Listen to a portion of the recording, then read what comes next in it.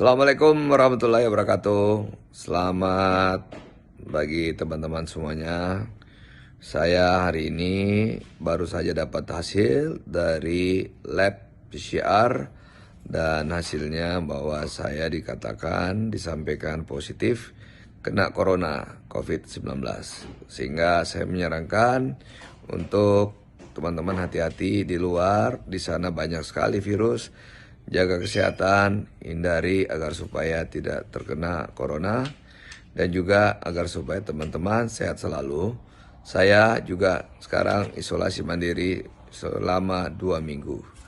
Mari kita jaga diri kita, mari kita jaga diri saudara-saudara semuanya, saudara-saudara kalian dan juga teman-teman semuanya yang sehat-sehat, tolong menjaga diri. Terima kasih.